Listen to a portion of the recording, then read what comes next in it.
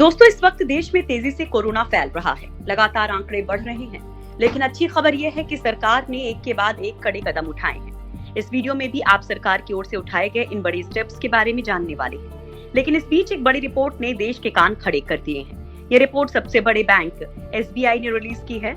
तो वहीं वैक्सीन को लेकर भी आपके लिए एक बेहद जानदार गुड न्यूज सामने आई है।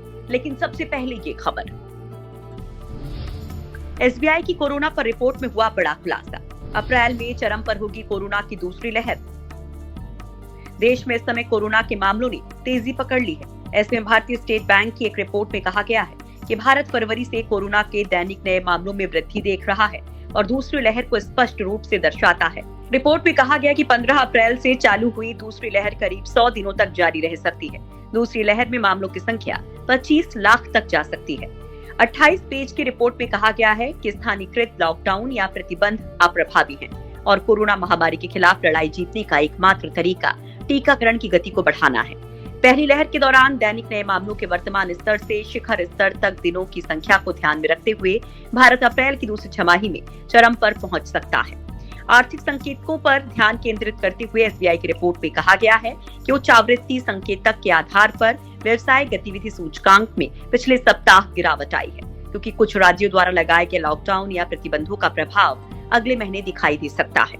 रिपोर्ट में राज्यों में टीकाकरण की गति में वृद्धि के लिए भी कहा गया है। फिलहाल 34 लाख से 40 से 45 लाख प्रतिदिन टीकाकरण बढ़ने का मतलब है कि 45 साल से अधिक उम्र के नागरिकों का टीकाकरण अब से 4 महीने में पूरा किया जा सकता है। वैज्ञानिकों ने किया कोरोना की उत्पत्ति पर मंथन।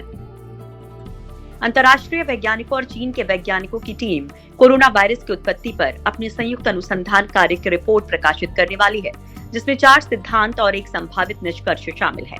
साल 2019 में कोरोना वायरस सबसे पहले चीन में ही सामने आया था, जिससे आज तक पूरी दुनिया परेशान है। इसकी वजह से विश्व में 27 लाख से ज्यादा लोग जान गंवा चुके हैं और देशों की आर्थिक स्थिति चरमरा गई है। इस घातक विषाणु की उत्पत्ति से संबंधित रिपोर्ट को महीनों के मंथन के बाद प्रकाशित किया जा रहा है। तत्काल स्पष्ट नहीं हो पाया है कि रिपोर्ट कब जारी की जाएगी। इसका प्रकाशन इस महीने के शुरू में होना था, लेकिन इसमें विलंब हो गया। विशेषज्ञों का कहना है कि रिपोर्ट से कुछ ठोस उत्तर मिल सकते हैं और कई अन्य सवाल उठ सकते हैं। रिपोर्ट में 10 अंतर्राष्ट्रीय महामारी विशेषज्ञों, डेटा वैज्ञानिकों, पशु चिकित्सा विशेषज्ञों, प्रयोगशाला और खाद्य सुरक्षा विशेषज्ञों का मत शामिल होगा, जिन्होंने कोरोना वायरस का प्रारंभिक केंद्र रहे चीन के वुहान शहर का इस साल के शुरू में दौरा किया था। नहीं थम रहा कोरोना का कहर, डबल म्यूटेंट वेरिएंट ने मचाया कोहराम।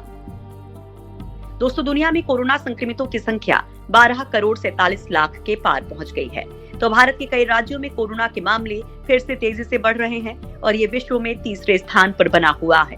पिछले 24 घंटों के दौरान 53,476 नए मामले सामने आए हैं। 1,17,87,534 हो गई है। इस दौरान 26,490 मरीज स्वस्थ हुए हैं। स्वास्थ्य मंत्रालय ने बुधवार को कहा कि कोरोना वायरस का एक नया डबल म्यूटेंट वेरिएंट देश के 18 राज्यों में पाया गया है, जो विदेशों में भी पाए गए हैं। ICMR के महानिदेशक बलराम भार्गव ने कहा कि भारत शुरुआती दूसरी लहर को देख रहा है और वायरस के खिलाफ अपनी लड़ाई में 1 साल से अधिक समय को पूरा कर रहे हैं। हमें मास्क पहनने और टीकाकरण पर ध्यान केंद्रित करना चाहिए। कोरोना वैक्सीन के एक्सपोर्ट पर रोक, भारत तेजी से बढ़ाएगा वैक्सीनेशन रफ्तार। कोरोना संक्रमण के केसों में तेजी से इजाफा होने के चलते भारत सरकार ने वैक्सीनेशन के अभियान को तेज करने का फैसला लिया है। 1 अप्रैल से 45 साल से अधिक उम्र के सभी लोगों का टीकाकरण किया जाना है। इसके बाद जल्द ही अन्य लोगों का नंबर आ सकता है। इसके अलावा सरकार अब कोरोना वैक्सीन का एक्सपोर्ट नहीं करेगी, ताकि तेजी से देश में टीकाकरण हो सके। भारत दुनिया भर के देशों को कोरोना वैक्सीन की कॉमर्शियल सप्लाई की है और भविष्य में भी ऐसा करना जारी रखेंगे। दूसरे देशों से हुई सभी कॉमर्शियल डील्स और एक्सपोर्ट कमिटमेंट्स का सम्मान किया जाएगा। लेकिन फिलहाल सरकार की प्राथमिकता देश में ज्यादा से ज्यादा लोगों का वैक्सीनेशन किए जाने की है। भारत में आने वाले दिनों में वैक्सीन के उत्पादन में इजाफा होगा।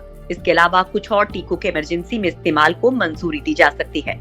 ऐसी स्थिति में करीब 2 महीने बाद सरकार की ओर से एक्सपोर्ट के फैसले को लेकर समीक्षा की जाएगी। अब तक भारत की ओर से दुनिया के कई देशों को कोरोना वैक्सीन की 60 मिलियन डोज की सप्लाई हो चुकी है। इनमें से 8.5 मिलियन डोज मदद के तौर पर दी गई हैं, जबकि 34 मिलियन डोज की सप्लाई कॉमर्शियल तौर पर की गई है। विदेश मंत्रालय की वेबसाइट के मुताबिक आखिरी बार 18 मार्च को नाम्बिया और बोवेलिया को 18,000, विदेश मंत्रालय की वेबसाइट के मुताबिक आखिरी बार 18 मार्च को नाम दिया और बोलीविया को 18 मार्च को वैक्सीन भेजी गई थी। भारत के इस कदम से WHO के समर्थन वाली कोवैक्स फैसिलिटी पर भी असर पड़ेगा, जिसके जरिए दुनिया भर के 180 देश वैक्सीन मिलने की उम्मीद कर रहे हैं।